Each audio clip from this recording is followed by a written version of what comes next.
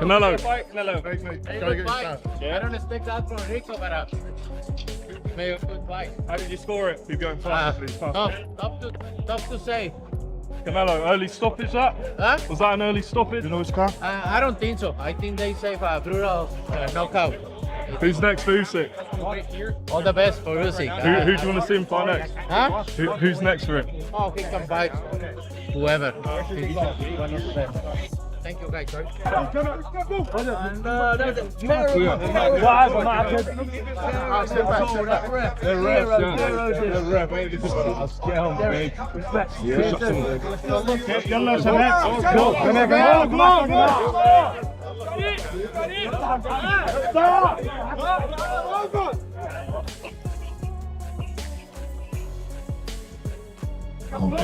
Derek, what do you think? With what? Of the fight? You called it. You said Rico was going to win. He put up an incredible effort. Rico won that fight, man. Hey, boxing media! Rico won that fight. How did you score it? I can stop recording. Hey, we're going now. Where's the... Get me one of those things anyway from the kitchen. How did you score it, Derek? I wasn't scoring. I was enjoying the fight. What was Rico doing so well to get the better of The Usyk? movement, and his chucking orthodox. I did that conversation with HE. He told me to stop recording. I haven't stopped. Hey, Ah, shit. you see, that's the problem. Bro, I want to get back home alive. Why? You know, man, you're good, man. You're good. Hey, Do you think it was an early stoppage? that was an early stoppage. They robbed that guy. What's next for Rico, do you think? Okay, huh? What do you think is next for Rico? Dylan White. I think Rico should fight Dylan White. Huh? Yeah, what about the rematch? They got a rematch. Nah, Okay, I'll then, but what's his name? What's the Turkish boy? What's his name? Cabello. He won't get his WBC. You know, it'll be unfair. As you know what? Fuck him. We won the rematch. Andy, what do you think of that fight? Man, that was a crazy fight, bro. Rico really came over here to win, and he put out a really great show. But thank God that Usyk won, man. It was an amazing fight. Do you think he was winning the fight, Rico? I think it was 50-50, to tell you the truth, until Usyk came and he delivered that uppercut. Do you think he should have been allowed to continue? Yeah, maybe, but he was pretty hurt. Were you impressed by Rico? Yeah, I knew it was a good fighter. Yeah. Should have been given a chance to continue. Yeah. What level do you think he's at?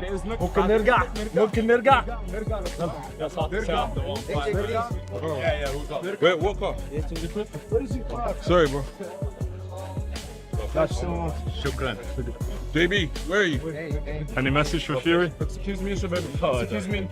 Thanks, AJ. Thank you, guys. Cheers, AJ, mate. Oh, good uppercut from, another uppercut. Oh, good coming. Oh, he dropped Rico. Usyk dropped me. Jumped on him from the shoulders. Uppercut, throwing it like this here. Stepping back and throwing it like this here. Dropped him, man. Dang. Rico, you had to stay on your feet. Usyk drained the swamp. Uh-oh, everybody's standing up. Everybody stand up. I got called it standing up. Everybody stand up. What's going on? Knock your mouthpiece out. Hey, hold on, everybody. Here we go. I don't know how much time is left. Usyk dropped me. Oh, good left. Oh, he ain't looking good. Oh, he about to go. Oh, Usyk about to stop me. Oh, he let his hands ride. That's it. They stopped the fight.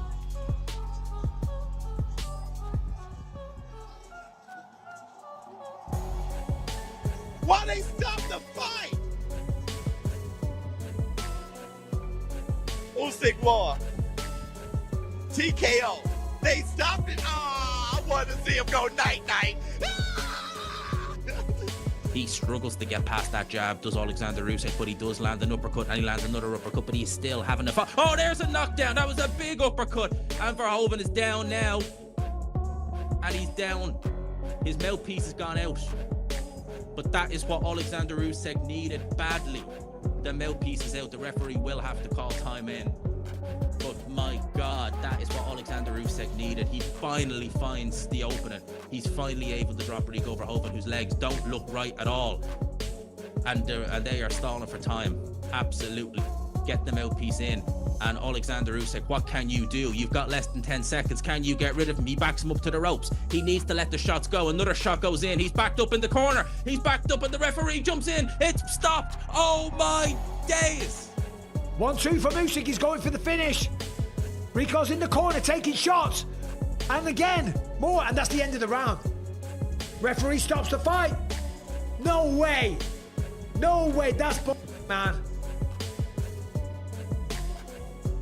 Referee stops the fight. It's round 11. What was the time on that? It was nearly the end of the round.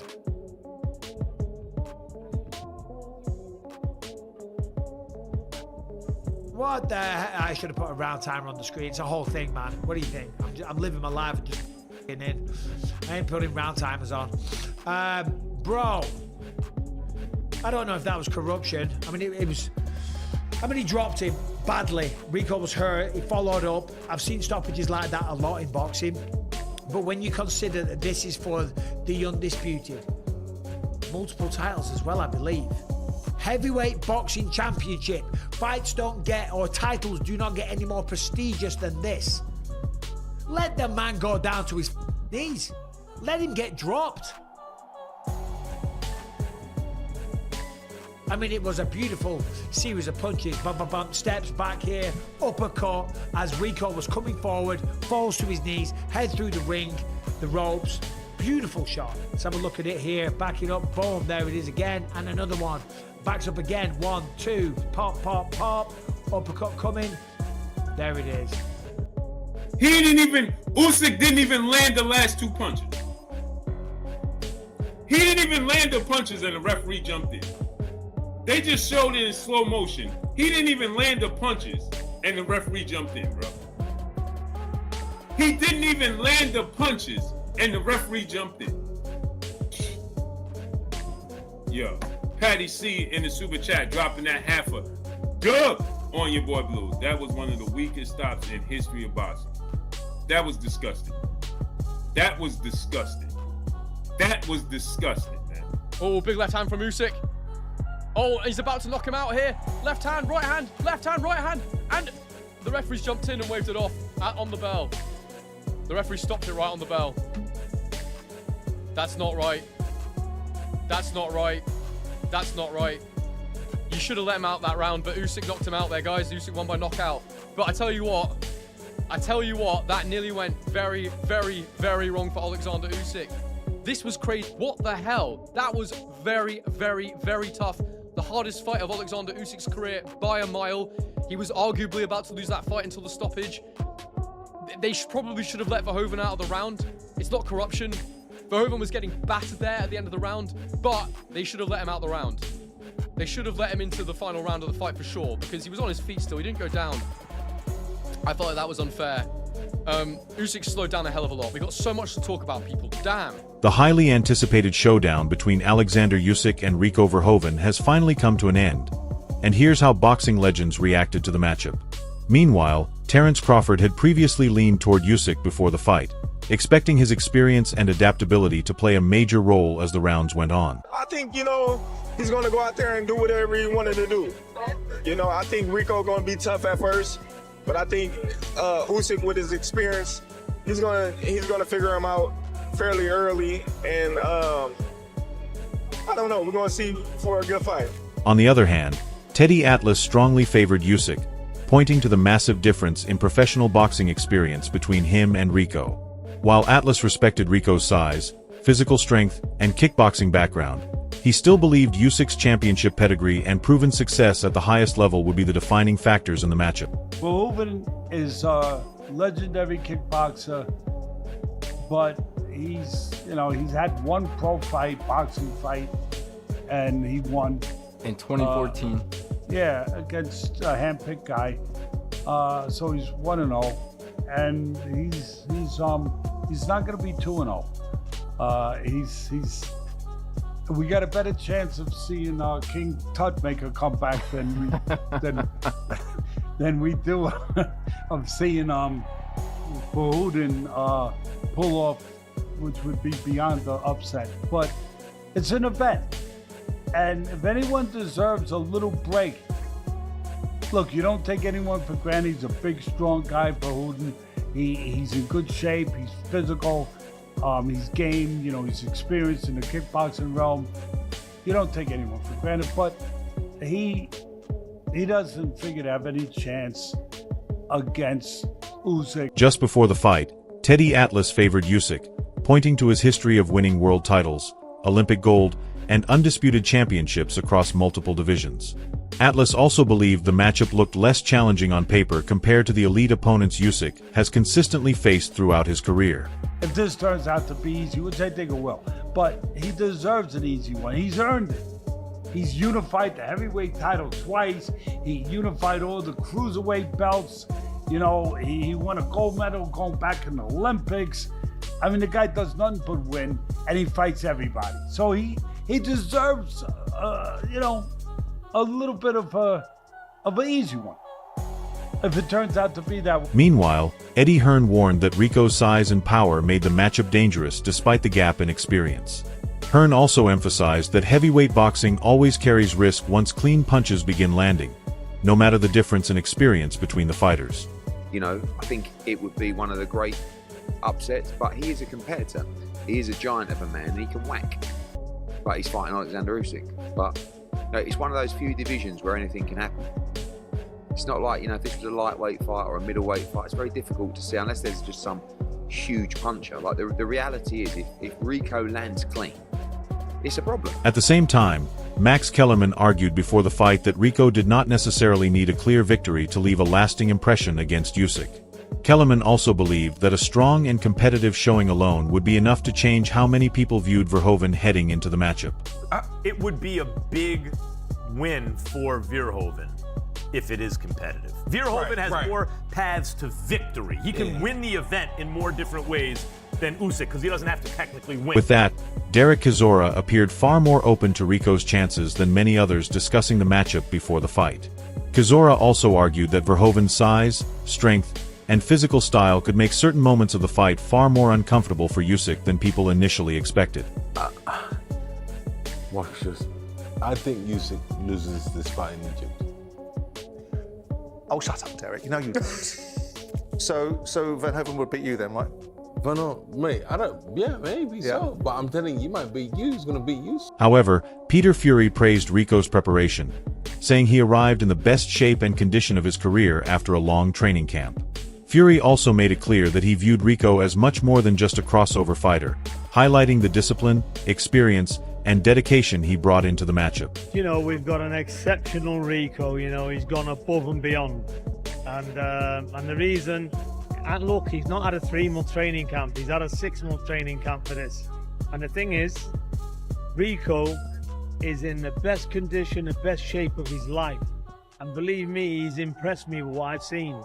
So, if he wins, fantastic. And if Usyk wins, it'll be a great performance from Usyk because Rico is not just a kickboxer.